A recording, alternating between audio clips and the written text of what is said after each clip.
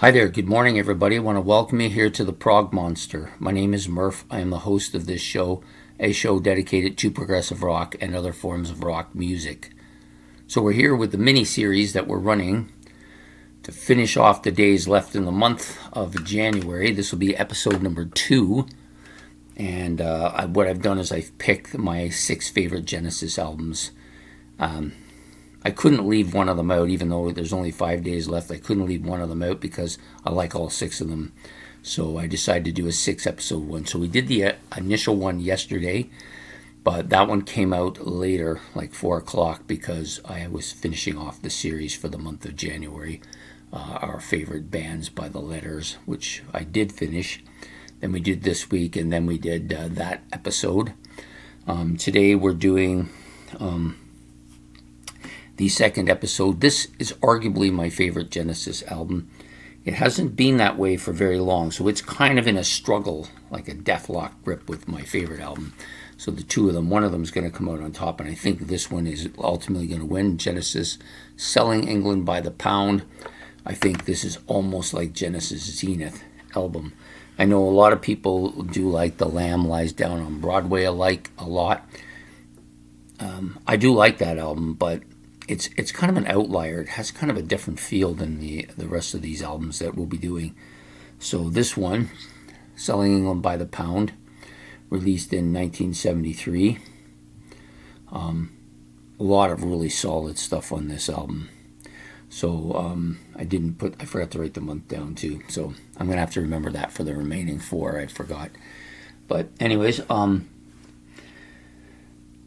so in this band, of course, are the 5, what they would call the 5 classic members of the band. Phil Collins on drums, Michael Rutherford on bass, Steve Hackett on guitar, Tony Banks on keyboards, and Peter Gabriel vocals.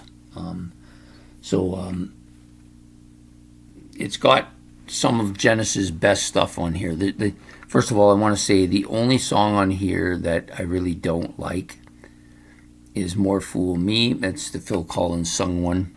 It's not that it's a bad song. It's just I just don't think it fits in. So I've never really cared for it. It's kind of too different, I guess. The rest of the tracks here are just absolutely fantastic.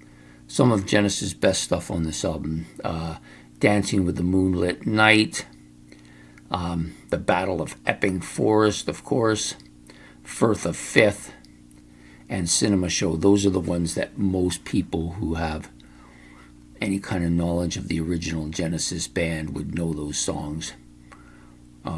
But there's, like I said, nothing that's really bad on here. I Know What I Like in Your Wardrobe, fantastic as well. After the Ordeal, this is kind of after the Battle of Epping Forest, kind of a wind down song. But Cinema Show is just fantastic too. Isle of Plenty, a little bitty at the end. But yeah, it's a strong album with lots of really solid stuff on it. The overall feeling of this is, I always think of this album as being exceptionally British feeling.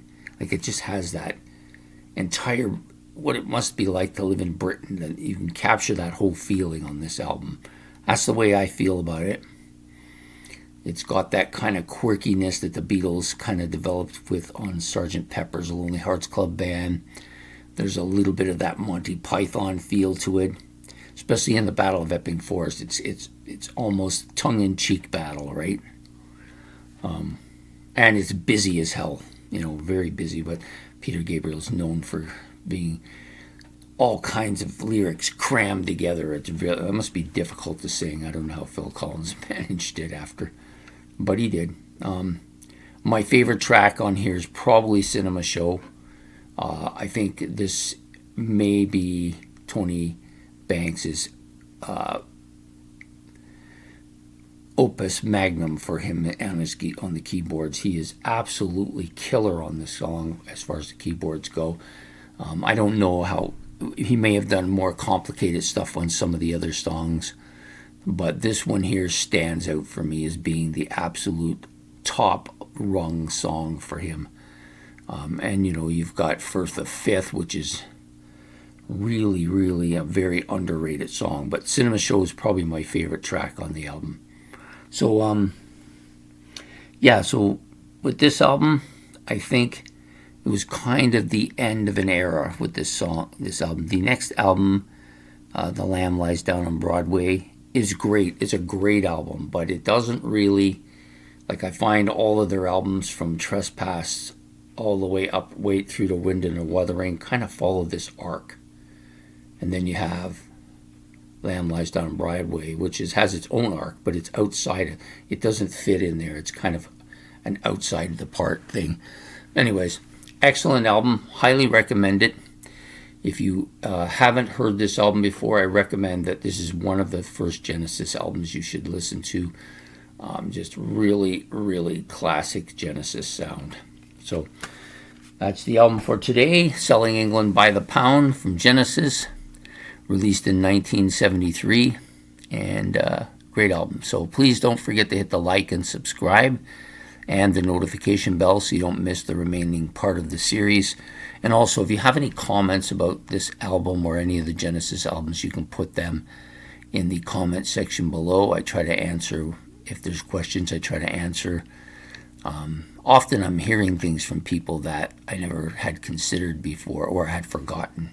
A lot of people remind me of things I'd forgotten, which is good too. Anyways, hope you've enjoyed this episode of this mini-series episode of my second of my favorite songs by Genesis. So take care and have yourself a good one. Goodbye.